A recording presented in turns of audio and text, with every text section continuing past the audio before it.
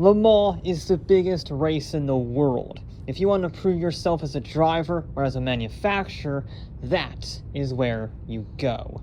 Which is why stubborn Mazda and their little old rotaries spent years at the Circuit de la Sarthe looking for their miracle. And in 1991, they got it. Keep your Steve McQueen and your Ford v Ferrari. This is the Le Mans that deserves a movie.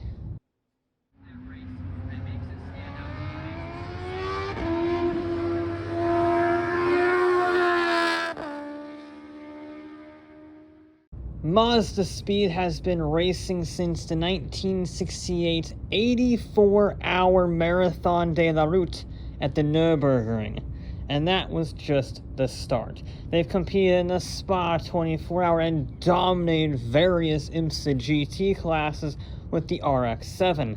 All of this to say, Le Mans was a very logical target for the relatively small brand. And that was a big deal. No Japanese manufacturer had ever won the race, and for Mazda specifically, only piston-powered cars had won, and if Mazda could win with their Wankel rotary engines, it would legitimize the rotary concept that so many had simply written off as a fallacy. So when Group C began in 1981, Mazda saw their chance to use the loose rules as a way to effectively utilize the rotary power plant. First was the 1982 717C. It had a 1.3-liter 13B rotary engine that made 309 horsepower. And if you think that's not very much for a track with a mile-long straightaway, you'd be right. The 717C finished 12th and 18th respectively. But that was good enough for a class victory, in the fact it was the only car in its class to finish. But hey, take what you can get, I guess. Mazda came back in 1984 with the 727C, and it was a dramatically redesigned body over an otherwise identical power plant, which means it didn't even get a class win this time. I guess they had some other finishers. So Mazda tried the old 717 Formula 1 last time in 1985 with the 737C, and once again, they could only muster 3rd in class and 19th overall. That was a few years down the drain with virtually no results of significance to show for it. Clearly, a significant change was needed, and that change came in the form of British racing engineer Nigel Strout. His design used the same aluminum chassis with ground effect aerodynamics, but the redesigned bodywork was made entirely out of carbon fiber. It also had a new 3-rotor 13G engine that made 450 horsepower from just 2 liters of naturally aspirated displacement. It was a huge leap forward for Mazda's racing fortunes. Eventually, at the 1986 event, both Mazdas DNF'd, but they doubled down on their reliability and secured their first class win in 5 years, finishing 7th overall in 1987. By 1988, Mazda was starting to hone the shape of the prototype down to a science. The wing went from a traditional style mounted to the rear bodywork to a lower, more aerodynamic chassis-mounted rear wing. The 767 also had yet another new engine. Mazda decided 3 rotors weren't enough and added a 4th one for good measure. The rotor size itself was also increased from 2 liters to 2.6, and this new engine made a much more respectable and much more viable for Le Mans 600 horsepower. They started out strong with a 5th overall finish at the 24 Hours of Daytona, but they were unable to improve for Le Mans. They did win their class again, just not with the 767. Instead, their old 757 got a Constellation GTP class victory. Mazda continued to tweak their design to the 767B for 1989. It had new side exit exhaust and further reliability improvements. And again, class wins were aplenty, but that critical goal of an outright win was well out of reach. As in, they were 10 seconds slower than the Sauber C9 that won Le Mans that year. 10 seconds a lap slower is a lot, and yet somehow there was a bigger problem. Toyota had arrived for 1990, and they were out-qualifying Mazda by this point. This had now become a race for national pride. And just when the stakes couldn't get any higher, it became even more important than that. Group C was dying, costs were spiraling, and the FIA wanted a way out. Their way out were new 3.5-liter engine rules that essentially mandated Formula 1 engines in the new top class at Le Mans. Rules that would eventually doom the World Sports Car Championship, but there was a more immediate problem for Mazda. They effectively banned rotary engines, meaning Mazda wasn't just racing Nissan and Toyota to become the first Japanese winner at Le Mans, they were racing the clock to win Le Mans with a rotary engine before the ban took place. And they only had 2 years to do it, so they wrote a blank check. First, the old 4-rotor was ditched in favor of a brand new R26B.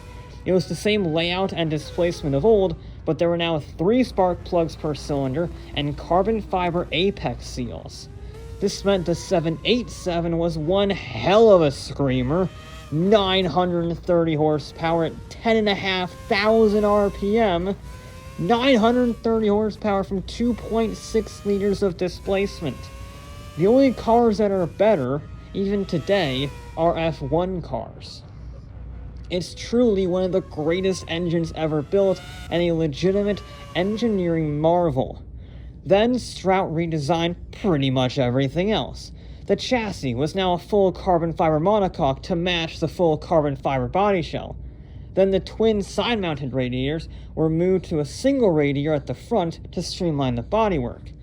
Then they added more brake cooling ducts and exhaust cooling ducts just for good measure. Nothing was left on the table. But a car is only as good as its team, just asked Ferrari in 2022, and Mazda spared no expense there either. They hired 6-time Le Mans winner Jackie Ickx to help whip the team into shape. And they also got F1 drivers like Bertrand Gaut, Stefan Johnson, and Johnny Herbert. I'm trying with the names, I apologize now, moving on. And the fact that Herbert was even there at all is kind of a miracle.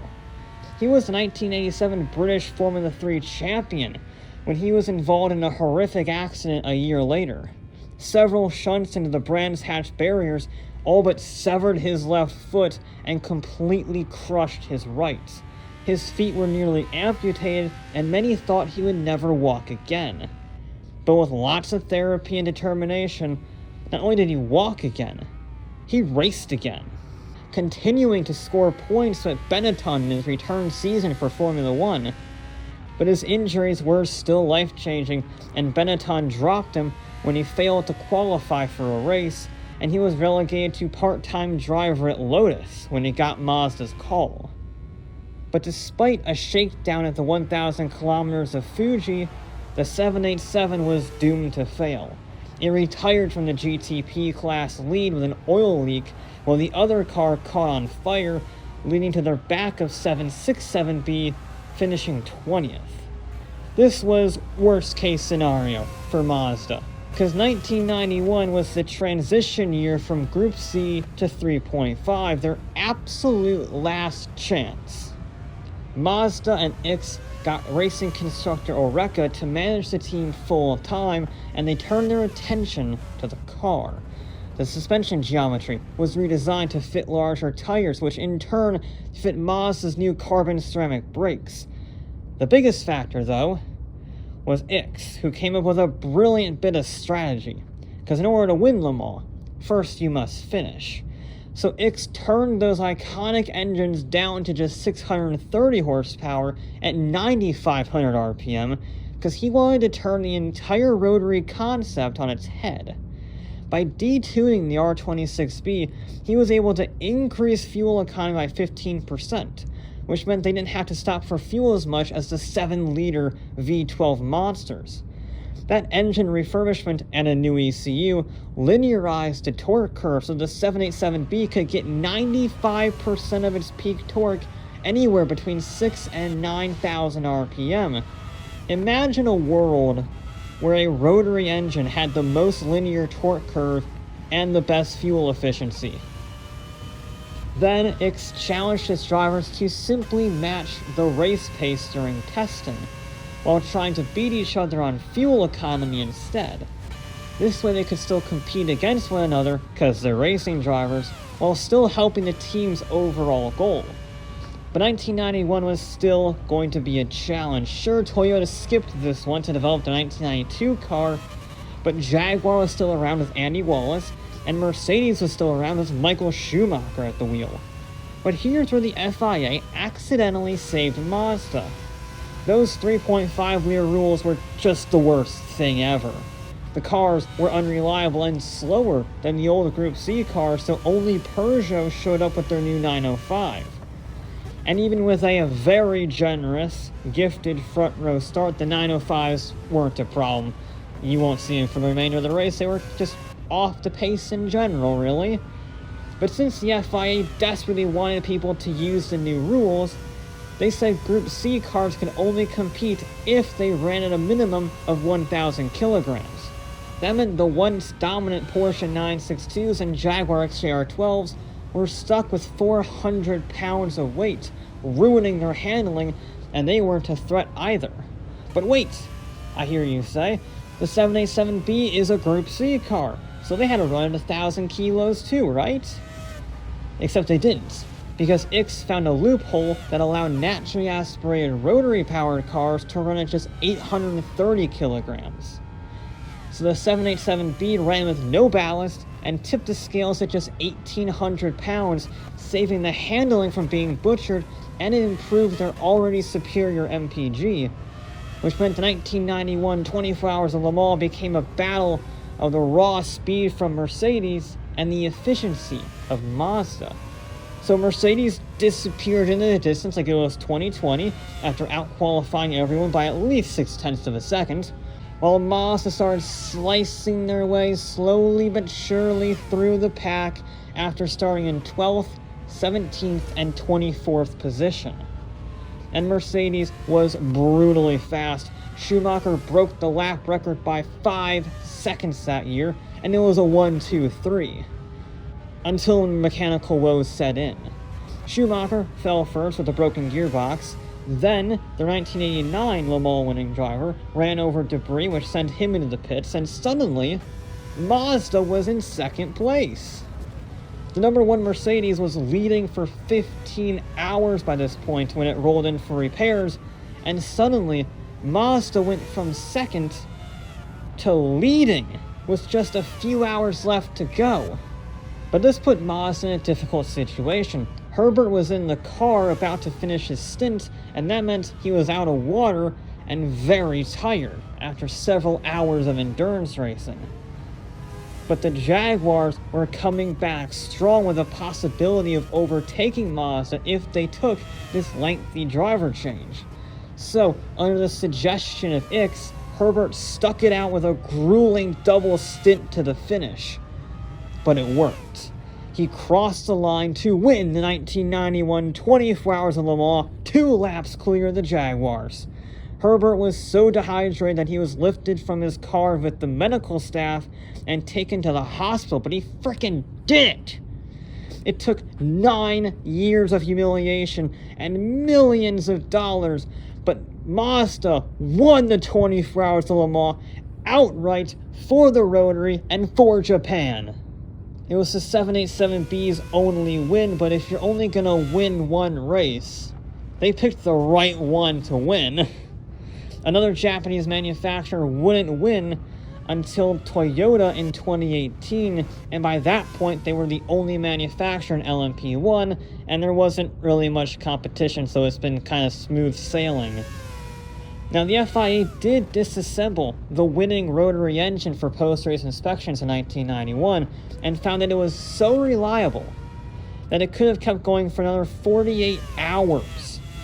That speaks volumes to just how good the 787B was, that sheer consistency and reliability and force of will got them that victory rather than outright speed. Of course, the 787B is still one of the most iconic race cars of all time. Not only is its livery one for the ages, but the noise. My God, the noise. It's a car from a bygone era where rotary engines were still viewed as viable, and Le Mans actually had competition from several different manufacturers. Sure, the new 2023 rules promise more manufacturer competition and are even allowing rotaries for the first time in decades, but nothing will ever match the ultimate hero's journey that Mazda went on to get their victory in 1991.